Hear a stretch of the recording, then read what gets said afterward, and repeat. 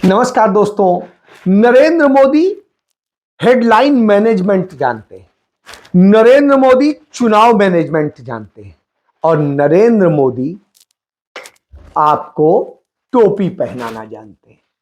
अरविंद केजरीवाल सिर्फ टोपी ही पहनाते हैं और आपका छीन के खुद शीश महल में रहते हैं। अपनी जिंदगी, अपना भविष्य, अपने बच्चों का भविष्य बनाते हैं, लेकिन आपका भविष्य अंधकार में डाल देते हैं। वही योगी आदित्यनाथ, वो धर्म की पताका उठाते हैं, भगवा पहनते हैं और मोदी, योगी, भाजपा, आरएसएस मिलके हिंदू, सनातन सब करते हैं, लेकिन हिंदुओं को, उनकी लाशों को डिस्ट्रॉय कर देते हैं, नेस्तनाबूद कर देते हैं। और मोदी संसद में श्रद्धांजलि तक नहीं देने देते, उन पर चर्चा तक नहीं करने देते हैं कि महाकुंभ में क्या हो गया, कितने मरे, कैसे मरे, क्या हुआ। यानी सिर्फ और सिर्फ वोट के लिए हिंदू है, वोट के लिए तमाम मॉडल है, चाहे गुजरात मॉडल हो, दिल्ली मॉडल हो या भगवा मॉडल हो। तो ये खेल चल रहा है। बहरहाल आज इसी पर बात कर रहा हूं कि जब कांग्रेस पार्टी ने संसद के भीतर कहा महाकुंभ में क्या हुआ, इस अन्याय पर, इन मौत पर, इस पर श्रद्धांजलि देनी चाहिए, इस पर चर्चा करनी चाहिए। नेता प्रतिपक्ष राहुल गांधी की तरफ से यह प्रस्ताव मूव किया गया, लेकिन मोदी सरकार है वो तो चर्चा करेगी नहीं। आज बजट की शुरुआत में विभिन्न दलों ने, विपक्षी दलों ने, साथ ही साथ कांग्रेस दलों ने के सांसदों ने महाकुंभ में जो लोगों की मृत्यु हुई उसको लेकर हमने सदन के अंदर एक याचना की कि चर्चा होनी चाहिए, क्योंकि कोई भी जानकारी पूरी तरीके से हमें नहीं मिल रही। कितने लोग घायल हैं, कितने लोगों को आज हम ढूंढ नहीं पा रहे, क्यों हुआ, कैसे हुआ, इसको लेकर हमारी स्पष्ट मांग है कि सदन के अंदर चर्चा हो। जब सरकार की तरफ से, अध्यक्ष महोदय की तरफ से कोई निर्देश नहीं आया, कोई उत्तर नहीं आया कि वो चर्चा करेंगे कि नहीं करेंगे, तो उसके विरोध में कांग्रेस पार्टी और विभिन्न दलों ने वॉकआउट किया। वो इस पर बात नहीं करना चाहती, उन्हें श्रद्धांजलि नहीं देना चाहती, उन मृतात्माओं के प्रति उनके मन में कोई संवेदना नहीं। उधर आदित्यनाथ यह नहीं बता पा रहे हैं कि असल में वहां मरे कितने, क्योंकि मरने वालों की संख्या क्या है यही अब तक क्लियर नहीं। कितनी जगह भगदड़ मची, रोज बढ़ जाते हैं नंबर। एक दिन आया, एक जगह हुई, फिर आया 2 जगह हुई, फिर आया 3 जगह हुई, फिर हुआ 5 जगह हुई, और मरने वालों के नंबर पता नहीं कहां से गडम बडम हो रहे हैं। प्रत्यक्षदर्शी बताते हैं कि करीब 1,500 लोग इसमें चले गए, और ये गए हैं या नहीं गए हैं मुझे नहीं पता, लेकिन प्रयाग के उस थाने में जो सूचना दर्ज है उसके मुताबिक 1,500 लोग लापता हैं। 1,500 लोग। अब आप सोचिए, वो 1,500 लोगों को आसमान खा गया या धरती निकल गई, कहां गए। अब तो साधु संत भी बताने लगे हैं कि वहां 1400-1500 लोग मरे। कितने मरे हैं इसको लेके प्रत्यक्षदर्शियों के मुताबिक जितनी लाशें थी, जिस तरह से लोग गिरे थे, मरे थे, उससे तो ये हजारों की संख्या है। बहरहाल कोई फर्क नहीं पड़ता मोदी को, इसलिए वो संसद में इस पर चर्चा नहीं कराएंगे। आदित्यनाथ इस पर सच नहीं बताएंगे और भगवा ओढ़ के सनातनी बनने का, हिंदू बनने का ड्रामा किया जाएगा। और उसके बाद में कहेंगे वीवीआईपी कल्चर खत्म हो गया, और फिर उपराष्ट्रपति जगदीप धनखड़ वहीं वीआईपी कल्चर से पहुंचेंगे। दुनिया के 77 देशों के राजनयिकों को वहां बुलाया जाएगा, उनको भी वीआईपी कल्चर से ही वो किया जाएगा। तो सब वीआईपी कल्चर एंजॉय करेंगे और वो 90% वाले लोग, 95% वाले लोग मौत के मुंह में जाएंगे। वो मौत को, जिन 90% की बात राहुल गांधी कहते हैं वही मरेगी।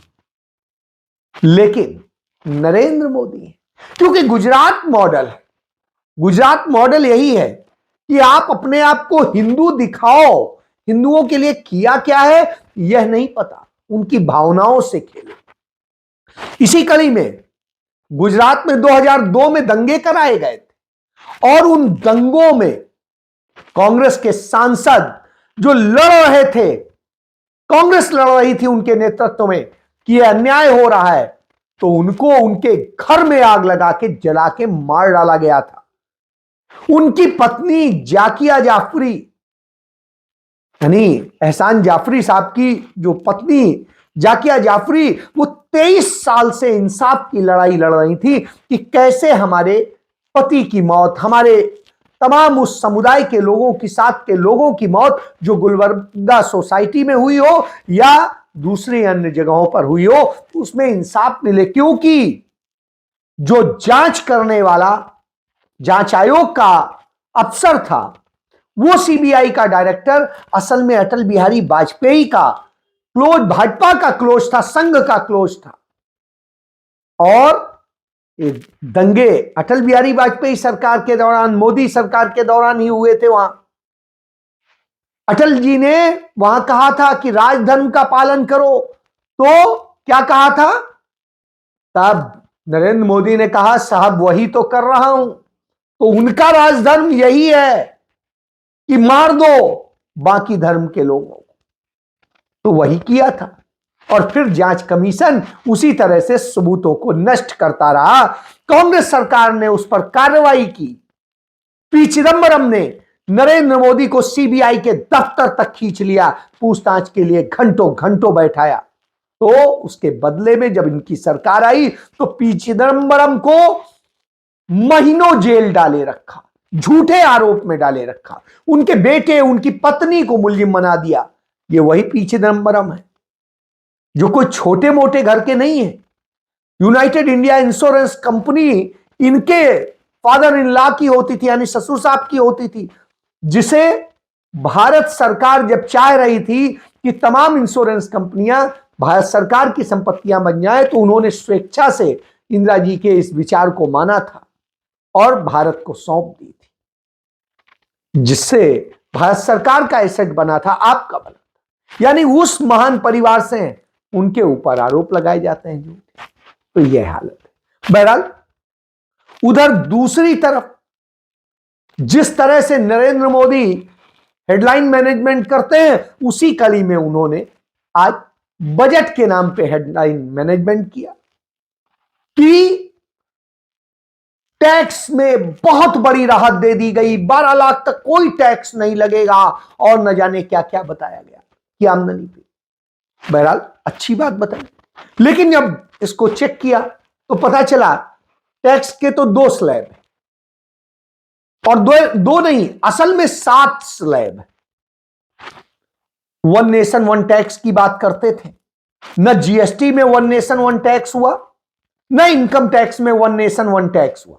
तो अब 2 अलग अलग हो गए, एक ओल्ड टैक्स रिजीम और एक न्यू टैक्स रिजीम, जैसे ओल्ड पेंशन स्कीम और न्यू पेंशन स्कीम। तो ओल्ड पेंशन स्कीम में 49% आज भी है और उसमें 1 रुपए की बढ़ोतरी नहीं हुई है, वो उतना ही है, 2.5 लाख। यानी ये बाध्य कर रहे हैं कि आप न्यू टैक्स रिजीम में आए, आप ओल्ड में ना रहें, पहली बात। अब यदि न्यू में आएंगे तो न्यू में ऑलरेडी 7 लाख की छूट थी, तो बढ़ा के उसे 12 लाख कर दिया, लेकिन उसके इस औसत में महंगाई उससे बहुत ज्यादा बढ़ गई, तो उसका जो लाभ मिलना है 60-65 हजार रुपए, वो नहीं मिलेगा। वो असल में सरकार के ही पास चला जाएगा, क्योंकि तमाम जीएसटी जिस तरह से बढ़ाई गई है, आपसे वही पैसा खींचने का काम किया गया है। फिर आता है कि इससे लाभ देश में किसको होगा। असल में इससे इस देश की करीब बताई जाती है 142 करोड़ की आबादी है, 40-42 करोड़। तो 140-42 करोड़ की आबादी में इस टैक्स रिजीम में जिसे फायदा होगा वो करीब 1 करोड़ लोग हैं। और 1 करोड़ लोगों को जब फायदा होगा तो आप सोचिए टोटल इस तरह के टैक्स की रिजीम में जो आते हैं, जो टैक्स भरते हैं, वो 7 करोड़ के आसपास है। अब आप सोचिए इसमें फायदा 1 करोड़ के आसपास को होगा, यानी इस देश का 40 करोड़ के करीब व्यक्ति उसमें कोई लाभ नहीं होगा, वो उल्टा उसे नुकसान होगा। शिक्षा का जो बजट था वो घटा दिया गया, पिछले साल के ही मुकाबले बहुत घटा दिया गया। स्वास्थ्य का बजट घटा दिया गया पिछले साल के ही मुकाबले, पिछले साल भी घटा था, इस साल भी घटा है। इसके बाद में ग्रामीण विकास का जो बजट था वो घटा दिया गया। इसके बाद में शहरी विकास का जो बजट था वो घटा दिया गया। नॉर्थ ईस्ट के विकास का जो बजट था वो घटा दिया गया। और इसके बाद में रोजगार के लिए कुछ नहीं किया गया। यही नहीं, तमाम तरह से आईटी और टेलीकॉम का क्षेत्र हो, इसमें भी बजट घटा दिया गया। यानी सब तरफ से पैसा छीन लिया गया। जहां जहां आपको रोजगार मिल सकता है, चीजें हो सकती हैं, सब छीन लिया गया। उधर कारपोरेट को आपने देखा ही है, लाभ दिया जाता रहा है। चाहे कारपोरेट टैक्स में हो, किस तरह से कम किया। जो कांग्रेस के समय में कारपोरेट टैक्स ज्यादा होता था, यानी बड़े पूंजीपतियों पे ज्यादा होता था, उसको बहुत कम कर दिया गया। इसी तरीके से जो टैक्स बाहर से लाने वाले विदेशियों पे होता था, उसमें कमी की गई। लेकिन साहब, ना तो एमएसपी पर कोई बात की गई, ना एग्रीकल्चर के लिए कोई लाभ दिया गया, ना कुछ दिया गया, बल्कि बीमा कंपनियों के जरिए कैसे कारपोरेट को सौंपा जाए उस पर काम किया गया। यानी सिर्फ लोक लुभावन किया गया। और राज्यों के देने की बात आती तो बिहार की आती है, बिहार को देंगे। क्यों? क्योंकि आने वाले वक्त में वहां चुनाव है, उसका लाभ लेना है। किसी और राज्य का जिक्र नहीं किया, मणिपुर का नहीं, कहीं और का नहीं, किसी का नहीं। और दिल्ली में कर्मचारी वर्ग है तो ये इनकम टैक्स के नाम पर ये कर दिया गया। और इसके पहले कही चुके हैं कि 8वां वेतन आयोग लेके आएंगे। तो जो वेतन आयोग लाने की बात करते हैं, उसमें आपको क्या मिलेगा नहीं मिलेगा वो आने वाला वक्त बता देगा। क्योंकि जिस तरह से ये कर रहे हैं उससे तो आपको लाभ नहीं मिलने वाला। कर्ज जरूर बढ़ जाएगा। अब 5 ट्रिलियन की बात खत्म हो गई। तो यानी सगुफे सब यही है, अब विकसित भारत की भी बात नहीं हो रही। तो ये खेल पूरा इस तरह से। तो ये असल में सिर्फ हेडलाइन मैनेजमेंट, आपको कोई लाभ नहीं होने जा रहा है। वास्तव उल्टा नुकसान होने जा रहा है। तमाम टैक्सेस आप पे थोपे जा रहे हैं और इनकम टैक्स में ही 7 स्लैब, यानी आप लुटने को तैयार नहीं। उधर आप देखिए अरविंद केजरीवाल का झूठ चल रहा है। वो किसी भी मुस्लिम, दलित और दूसरों के जो होते दर्द होते हैं, उनकी समस्याएं, उन पर कहीं बात नहीं कर रहे। वो राजनीति कर रहे हैं झूठ, वैसे ही कर रहे हैं। याद करिए बिल्किस बानो का मामला था, नहीं बोल रहे थे। जब दलितों पर अत्याचार हो रहा था, हाथरस से लेके तमाम जगह, नहीं बोल रहे थे। इसके अलावा अभी मध्य प्रदेश में हुआ, नहीं बोल रहे हैं। एक आदिवासी लड़की को नग्न पूरा वो किया गया दमोह में, कोई नहीं बोल रहा। लेकिन जो राहुल गांधी और प्रियंका गांधी बोलते हैं, वो कहते हैं कि दिल्ली में रोजगार क्यों नहीं दिया। 2 लाख से अधिक पद हैं, खाली पड़े हैं, आपने पक्का रोजगार नहीं दिया, आपने आउटसोर्स किया। क्यों? ठेकेदार को पैसा देना है। आपने दिल्ली के जो छोटे छोटे पटरी दुकानदार थे और दूसरे थे, उन सबको बर्बाद किया। क्या है आपकी? आपने दिल्ली का छोटे छोटे एमएसएमई के जो काम थे उन्हें बर्बाद कर दिया, दिल्ली को प्रदूषित कर दिया, दिल्ली की यमुना को प्रदूषित कर दिया और सारी चीज बर्बाद कर दी। कि हम पुलिस एक्ट तो आपने किया क्या? जो शिक्षा का मॉडल बताते थे वो झूठा आपका साबित हो चुका है कि दिल्ली में शिक्षा पर कोई काम नहीं हुआ। वास्तव में सिर्फ रंग रोगन का काम हुआ या एक आध कमरे बनाए और ड्रामा दिखा दिया। उधर अस्पतालों पे कोई काम नहीं हुआ, स्वास्थ्य का मॉडल भी फ्रॉड है, वो लूट का मॉडल रहा है। उसके बाद में आपके मंत्री कैसे लूटते रहे उसका भी सबूत आ गया कि आपके मंत्री सौरभ शर्मा का किस तरह से दुबई में कितना बड़ा इन्वेस्टमेंट है और क्या है उस पर एफआईआर। तो इस तरह से तमाम सबूत आ रहे हैं कि भ्रष्टाचार का मॉडल आपका है। तो जब यह हो तो फिर आता है कि शीला दीक्षित जो ईमानदारी से कर रही थी, विकास कर रही थी, दिल्ली को बना रही थी, आपने उन्हें झूठे आरोप लगा करके बदनाम किया। सत्ता में आ गए तो अपना शीश महल बनाने लग गए। अपने शीश महल की चिंता है, अपने लोगों की चिंता है, बाकी दिल्ली जाए भाड़ में, सिर्फ उसे मूर्ख बनाना है। शीला दीक्षित के भी समय में बिजली में 100 यूनिट तक फ्री था। शीला दीक्षित के समय में भी स्वास्थ्य की छूट थी, इलाज था 5 लाख तक का। और शीला दीक्षित के ही समय में मेट्रो चली, फ्लाईओवर बने, तमाम सड़कें बनी और दूसरे कहीं दिल्ली की सड़कें टूटी नहीं होती थी, आज जर्जर है। जब यह दशा हो तो राहुल गांधी और प्रियंका गांधी मैदान में उतरते हैं और सच बता देते हैं तो आपको घबराहट होती है, तो आपका हमला उस पर होने लगता है। आपके 8 विधायक जो छोड़ते हैं, इस्तीफा देते हैं, वो आके भाजपा में चले जाते हैं। यानी आप भाजपा को या तो आप जीते या भाजपा जीते, आप इसके लिए काम करते हैं। और ये लोकसभा और विधानसभा के चुनाव में लगातार 2013 से हम देखते चले आ रहे हैं। तो वास्तव में ए बी टीम सब आप ही है और आप दोनों का एजेंडा एक ही है, दलितों, पिछड़ों, आदिवासियों, अल्पसंख्यकों सब पर हमला करना, उन्हें बर्बाद करना और अपनी सत्ता स्थापित करना। यह खेल है आपका। लेकिन कांग्रेस सबको लेके चलने की बात करती है, यही कांग्रेस की खूबी है और इसीलिए राहुल गांधी मोहब्बत की दुकान खोलते हैं। जय